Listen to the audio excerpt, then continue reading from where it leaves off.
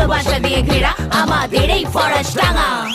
পঞ্চমীতেই মায়ের আগমন, সাজবে দেখো সোনার সিংহাসন, ঢাকের পিঠেই পড়লো কাঠিয়া বাদ।